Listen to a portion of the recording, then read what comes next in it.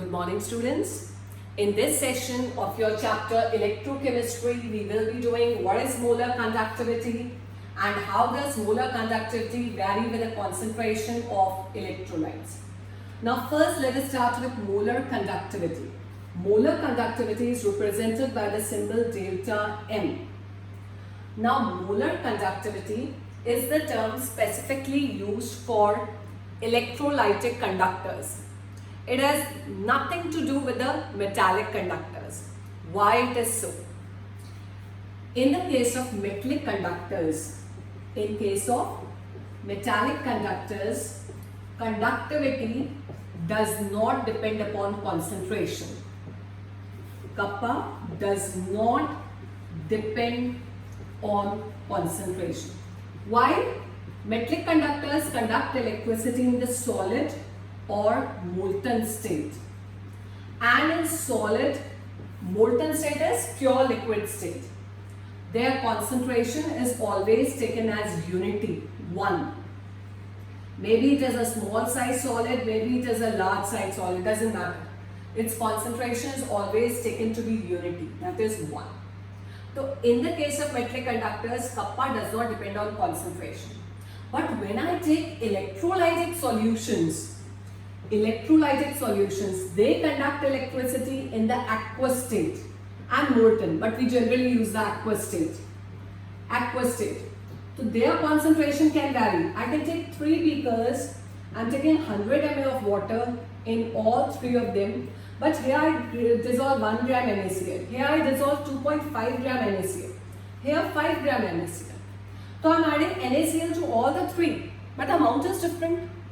So electrolyte is same, NaCl, but the concentration varies. If the concentration varies, conductivity will also vary. Now molar conductivity is the term which explains the variation of conductivity with concentration. How the conductivity varies with concentration. So we will just see molar conductivity. It is equal to kappa upon C, concentration. The conductivity with concentration. Or I can also write kappa upon N. C or N. C is concentration. Concentration is expressed generally in the terms of molarity. Molarity is mole per liter. So either you can write C or you can write N. Now, we know what is the unit for kappa. Kappa, the unit is Simon meter inverse. That is the unit for kappa. What is the unit for concentration or molarity? It is mole per liter. Now you know meter is the SI unit, but is liter the SI unit of volume? No.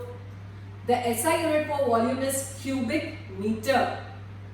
And you know that when I am carrying out any mathematical operation, addition, subtraction, multiplication, division, the terms that I involve should have same units. That means I do like this, 5 meter plus 5 centimeter. I cannot write 10 simply as the answer. Either I have to convert this into centimeter or this into meter. The units have to be same in order to perform any mathematical operation. So our concern here is to convert liter to cubic meter. What is the relationship between liter and cubic meter? 1 cubic meter is equal to 10 to the power 3 liters. Now I just substitute and find out what is the change in the formula. Kappa, Simon per meter, molarity, I know the unit is mole upon liter multiplied by, I have to cancel liter. I know it is 10 to the power 3 liter upon 1 cubic meter. Liter and liter cancel. Meter cube will go here. M minus 3, I can write it like this. Kappa, Simon per meter, M into 1000. This is 1000, 10 to the power 3. And mole, meter minus 3. Meter minus 3 goes up. It will become plus 3. So it will be equal to kappa upon m into 1000, and what is the unit? Simon meter square per mole. That is the unit for molar conductivity. When I am measuring kappa in Simon per meter, and molarity of course will always be mole per liter. But sometimes the value of kappa is given in Simon centimeter inverse. Molarity or concentration is same, mole per liter. So I have to change liter to cubic centimeter. This is the relationship. Let's do the same thing. Molar conductivity is equal to kappa Simon centimeter upon m mole per liter multiplied by 1 liter upon 10 to the power 3 cubic centimeter. Liter and liter will cancel. So what I get? It is equal to kappa into 1000. This will go in the numerator. Upon m mole centimeter minus 3. And here it is Simon centimeter inverse. I take it up. So molar conductivity will be equal to kappa into 1000 upon m Simon centimeter square mole minus 1. So you can see it depends what formula we are using. Kappa upon m into 1000 or kappa into 1000 upon m depends upon the unit of kappa. What is the unit of kappa? It will depend on this. And what is the relationship between these two? You must know 1 Simon meter square mole minus 1 is equal to 10 to the power 4 Simon centimeter square mole minus 1. So this is talking about what are the units of the molar conductivity and how I can calculate molar conductivity from conductivity and concentration. Now let us come to the definition of molar conductivity. What is molar conductivity and how it varies with your concentration? Molar conductivity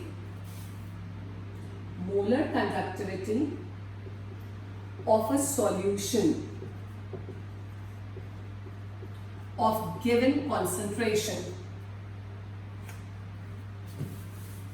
Molar conductivity of a solution at a given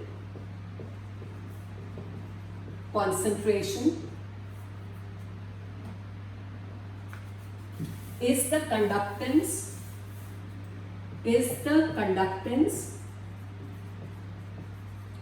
of volume V of the solution placed between two electrodes, because I know it is a solution, between two electrodes having area of cross section A and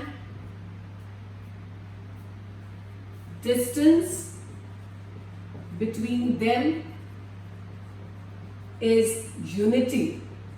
Distance between them is unity. Unity means 1 meter, 1 centimeter, anything. Distance is unity.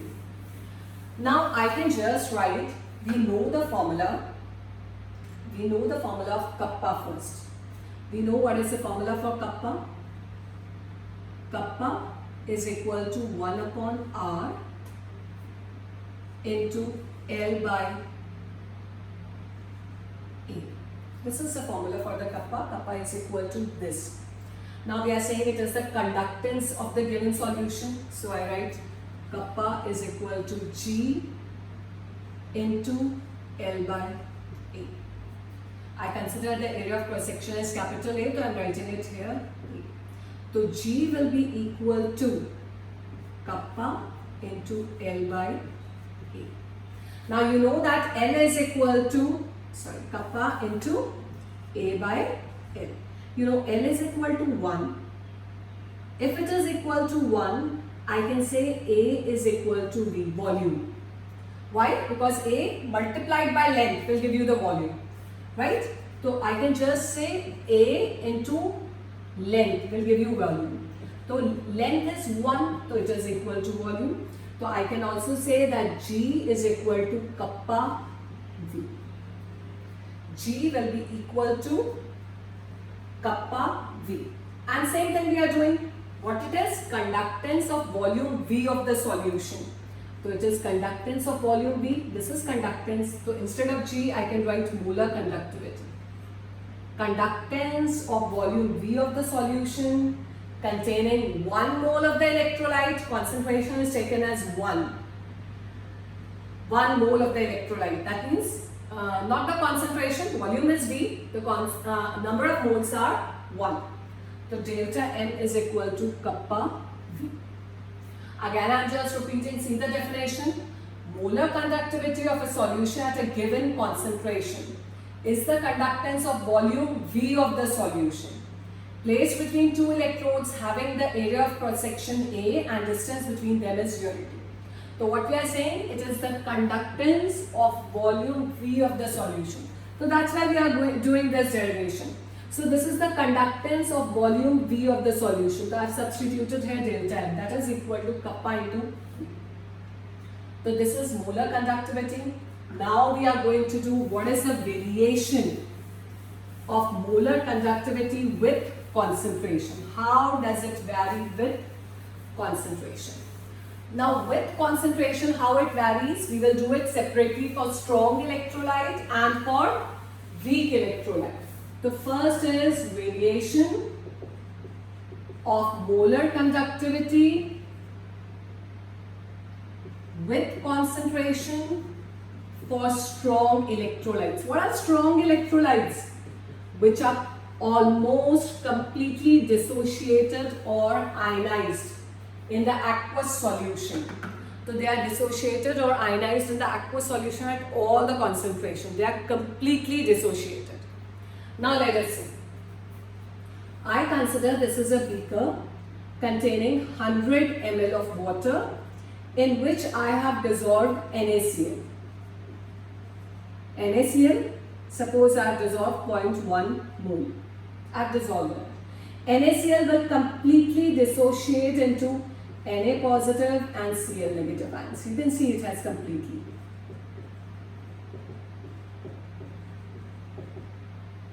You can see they are completely dissociated.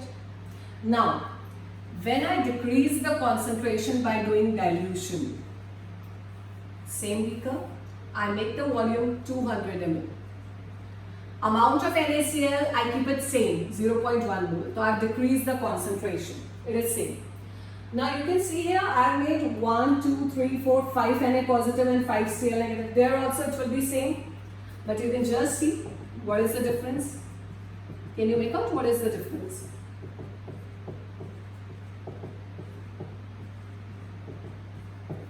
You can see what is the difference. The distance between the ions have increased. You can see the distance has increased. They are completely dissociated at all concentration. The number of ions which are there in the first case and in the second case, they are equal. They are equal because they are completely dissociated. So 10 here, 10 here. But with dilution, that means with decrease in concentration, the distance between the ions increase. Since the distance increase, the attractive force between ions decrease. So they can move more readily towards the oppositely charged electrodes. So conductivity will increase.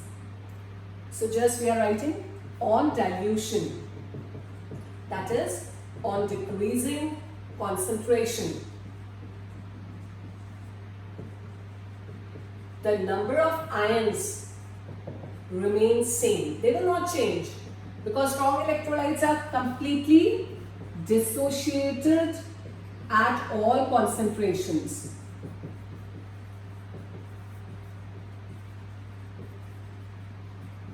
They are completely dissociated at all concentrations.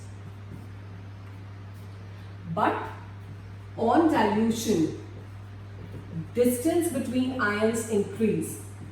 Distance between ions increase. and electrostatic force between them decreases. Electrostatic force of attraction between them decreases. Then decreases. So they move readily, or I can say thus their mobility increases. They can easily move towards the oppositely charged ions, electrodes, move readily towards oppositely charged electrodes. So charged electrodes. So conductivity increases. So molar conductivity increases. So we can say that on decreasing concentration, molar conductivity increases. They are inversely related to each other. They are inversely. A graph was drawn by 3 scientists after the study of different solutions. They studied a lot of solutions at different concentrations. Varying the concentration, they noted the value of what is the molar conductivity, and the following graph they got for strong electrolytes. They plotted the graph. The graph was plotted by 3 scientists working together, Debye, Huckel-Onsager. And they gave an equation which is called Debye-Huckel-Onsager equation. And on the basis of this equation, this graph was given for strong electrolytes. They plotted a graph between molar conductivity and square root of concentration. And as I go this side, the concentration is decreasing. They determine the molar conductivity at different concentrations, and this is the graph that they got. This is how the graph was obtained. Now, one thing to be noticed in this graph. As I decrease the concentration, molar conductivity is increasing. But the increase is not very large. Why? Because number of ions always remain same. Number of ions do not change on dilution. Only the distance between the ions have increased. So attractive force decrease, they move faster, so molar conductivity increase. So not very sharp increase, but there is an increase. Now, if I extend this graph like this, it cuts the y-axis at this point. It is called limiting molar conductivity. What is limiting molar conductivity? Molar conductivity at infinite dilution.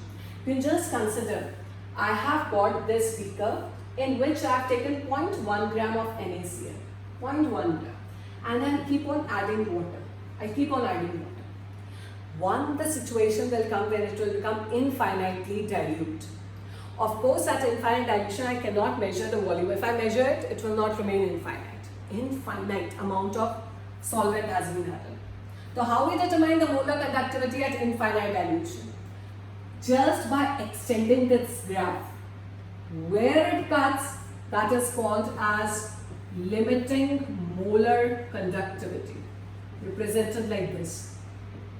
It is called limiting molar conductivity. It is the conductivity at infinite dilution. It is defined as the molar conductivity at infinite dilution. Infinite dilution. Now this graph, as I have already told you, it is made on the basis of Debye-Huckel-Onsager equation. Debye-Huckel-Onsager equation. What is that equation? Delta M is equal to delta M naught minus A root C. This is the equation. What is delta M? Molar conductivity. What is delta M naught? Limiting molar conductivity. C, concentration. What is A? A is a constant that depends on nature of electrolyte. That depends on nature of electrolyte. How it depends upon nature of electrolyte? All those electrolytes for which the ratio of cation and anion are same, they will have same value of A. Again I am repeating. All those electrolytes, we are talking only of strong electrolytes, which have same ratio of cation and anion, have same value of A. Example, NaCl, the ratio of cation and anion is 1:1. Now all those ionic substances which have got the same value will have same value of A. For example, KCl, it is 1:1, it will have same value of A. NaBr, it is 1:1, it will have same value of A. However, if I take CaCl2, the ratio is 1:2. It will not have the same value. It will have a different value from NaCl. But MgCl2 will have the same value because it is also 1:2. So anything which has got 1:2 will have same value. Same way if I take Na2SO4. Now I can see the ratio is 2:1. So anything which has got the same ratio will have the same value of A. So A is a constant that depends upon the nature of the electrolyte. All those electrolytes which give the same ratio of cation and anion will have the same value of A. Now, in this equation, Debye-Huckel-Onsager equation, if concentration approaches 0, that means at infinite dilution,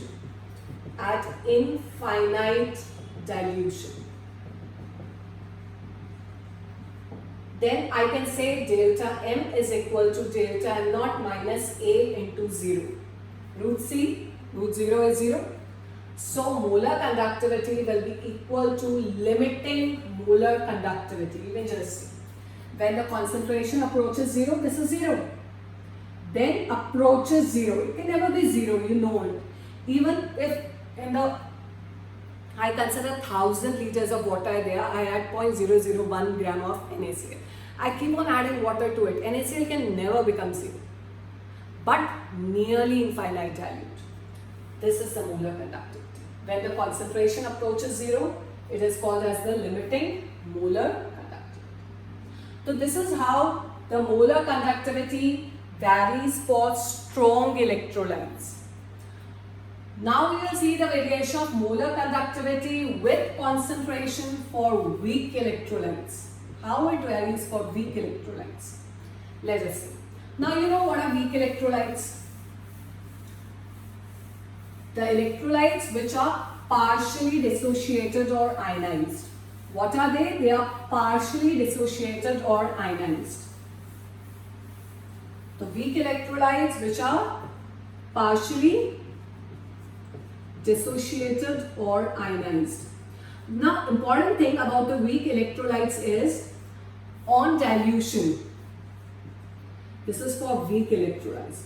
For weak electrolytes, on dilution, degree of dissociation. What is degree of dissociation?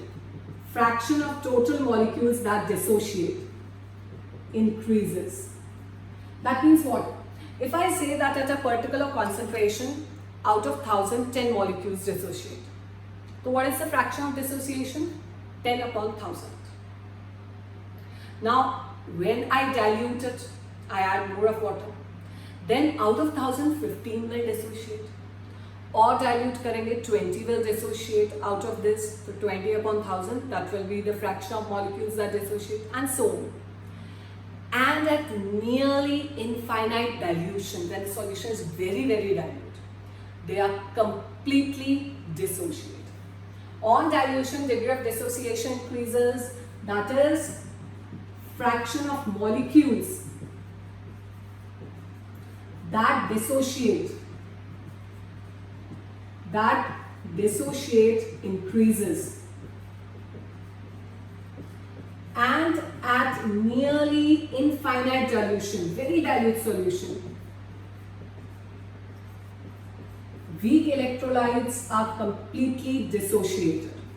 weak electrolytes are completely dissociated. And when they completely dissociate, a sharp increase in molar conductivity is observed. And at this point, because they are completely dissociated, a sharp increase in molar conductivity is observed. Let us just see it. Again, I'm plotting a graph. This is for weak electrolytes, molar conductivity and square root of concentration. It is very low. And as I decrease the concentration, the degree of dissociation will go on increasing. If it increases, we will find that molar conductivity will increase. And at nearly infinite dilution, it is very, very dilute. They become completely dissociated. So there's a sharp increase. There's a sharp increase. You can see a sharp increase is there in the molar conductivity. And this line becomes parallel to the y-axis. Now from this graph, if I want to find out the limiting molar conductivity for weak electrolytes, it cannot be determined because it has become parallel to the y-axis. It will never cut the y-axis. The limiting molar conductivity for weak electrolytes cannot be determined from the graph.